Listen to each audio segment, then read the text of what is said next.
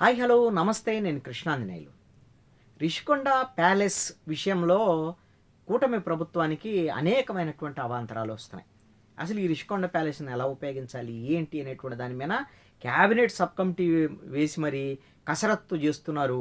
కానీ ఏం చేయాలి, ఎలా చేయాలి అనేటువంటి అంశంలో ఇంతవరకు ఒక కొలిక్కి రాలేదు.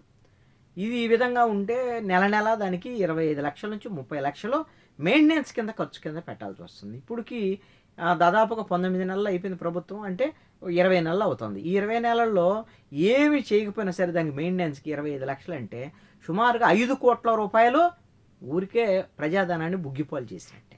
ఇప్పుడు జగన్మోహన్ రెడ్డి అయితే తప్పు చేశాడు. 500 కోట్లు మన లోటు బడ్జెట్ ఉన్నటువంటి రాష్ట్రానికి సంబంధించినటువంటి విషయంలో ఆ విధంగా ప్యాలెస్ కట్టేసి దానికి దేనికో నిరుపయోగంగా ఉంచేసినటువంటి పరిస్థితి జగన్మోహన్ రెడ్డి వైఖరి. జగన్మోహన్ రెడ్డి వైఖరి ఇది ఖచ్చితంగా తప్పు. ఎందుకోసమనంటే అది ప్రజలకు ఉపయోగపడేటువంటి అక్కడ హరిత రిసార్ట్స్ ఉన్నాయి ఆల్రెడీ టూరిజం దాంట్లో. వాటిని మొత్తం కూలగొట్టి ఈ విధమైనటువంటి ప్యాలెస్ కట్టాడు. ఈ ప్యాలెస్కి ఎవరికైనా ఉపయోగం ఉందా? టూరిజానికి ఉపయోగం ఉందా? ఎవరికైనా అద్దెకి ఇవ్వగలిగాడు? అసలు ఎందుకు కట్టాడు ఏమిటంటే దాని మీద జగన్మోహన్ రెడ్డి దగ్గర ఇంతవరకు ఒక సమాధానం లేదు. అది జగన్మోహన్ రెడ్డి అక్కడికి రాజధాని మారిస్తే వాళ్ళు తన నివాసం ఉంచుకోవడానికి కోసమే ఈ విధంగా కట్టాడు అనేటువంటిది రాజకీయ పార్టీలో, అంటే రాజకీయ ప్రత్యర్థులుగా ఉన్నట్టు తెలుగుదేశం, జనసేన, బీజేపీ యొక్క ఆరోపణ. మరి అందుకే కట్టాడేమో ఇంత ఖర్చు పెట్టి అనేటువంటి దాని మీద కూడా జనం కూడా అనుకునేటువంటి పరిస్థితి.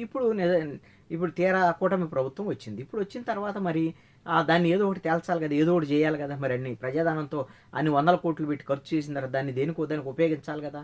దానికోసమే క్యాబినెట్ సబ్ కమిటీ వేశారు. కొన్ని హోటల్స్ వాళ్ళు వీళ్ళు వచ్చారు. హోటల్స్కి సంబంధించినటువంటి అద్దెకి తీసుకుంటా ఉన్నారు. అది తాజ్ హోటల్, ముంబైలో తాజ్ హోటల్ ఉంది కదా, తాజ్ హోటల్.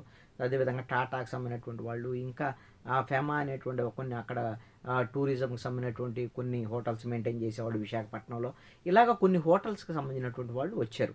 ఆ హోటల్కి సంబంధించినటువంటిది ఈ ప్యాలెస్ని గెలిస్తే దాన్ని ఎలా ముందుకు తీసుకెళ్ళాలి ఏంటి అనేటువంటి దాని మీద అసలు వైబుల్ అయిద్దా కాదా అనేటువంటి దాని మీద ఒక చర్చ జరుగుతుంది. దాని కింద భాగంలో 9 ఎకరాలు టూరిజం కిందే ఉన్నటువంటి పరిస్థితి. దాంట్లో ఒక 2 ఎకరాల్లో సిఆర్జెడ్ పోను 2 ఎకరాల్లో కన్స్ట్రక్ట్ చేసేదానికి అవకాశం ఉంటుంది. దాంట్లో ఒక 150 నుంచి 200 గదులు గిన నిర్మిస్తే అప్పుడు దాన్ని కలిపి టూరిజం వాళ్ళు అద్దెకి గిన ఇస్తే అప్పుడు ఏదైనా ఒక హోటల్స్ వీటికి సంబంధించినటువంటి విషయంలో అప్పుడు వైబుల్ అయిద్ది అనేటువంటి ఒక చర్చ జరుగుతుంది. మరి ఇప్పుడు అది కన్స్ట్రక్ట్ చేయడానికి ఏంది వ్యవహారం, ఇవన్నీ కూడా దీని మీద క్యాబినెట్ సబ్ కమిటీ 2-3 సార్లు మీటింగ్ అయింది. పయ్యావుల కేసు, టూరిజం శాఖ మంత్రి కందుల దుర్గేష్, అదేవిధంగా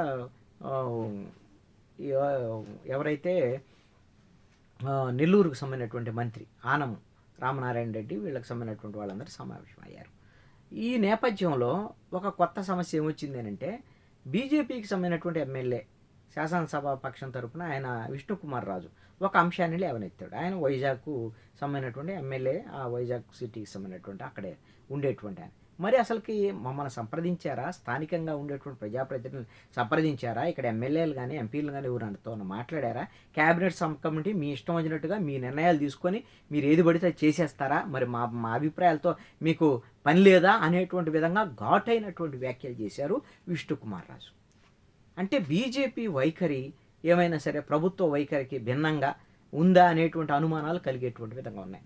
విష్ణుకుమార్ రాజు లేవనెత్తినటువంటి అంశం ఏంటంటే మీరు ఏదో హోటల్కి ఇస్తా అంటున్నారు, అది ఇస్తా అంటున్నారు, ఇది ఇస్తా అన్నారు, అది ప్రజలకు ఉపయోగపడకుండా ప్రజోపకరమైనటువంటి అంశాలకు కాకుండా వేరే ఆటకు ఉపయోగిస్తానంటే మీరు ఇష్టం వచ్చినట్టుగా కాదు. ముందు ఇక్కడ మా ప్రజాప్రతినిధుల అభిప్రాయం తీసుకోండి, లేకపోతే ఈ ప్రాంత ప్రజల యొక్క అభిప్రాయం తీసుకోండి. అభిప్రాయం తీసుకున్న తర్వాత వాళ్ళందరూ ప్రజాభిప్రాయానికి అనుగుణంగా మీరు ఒక నిర్ణయం తీసుకోవాలి తప్ప మీ అంతటి మీనే హోటల్కి ఇచ్చేస్తాం, మేము దీన్ని వ్యాపారం కింద మారుస్తాం అని ఎలా చెప్తారు అనేటువంటి విధంగా విష్ణుకుమార్ రాజు ఈ అంశాన్ని లేవనెత్తాడు. వాళ్ళు కూడా కూటమిలో ఉన్నారు, బీజేపీ కూడా కూటమిలోనే ఉంది.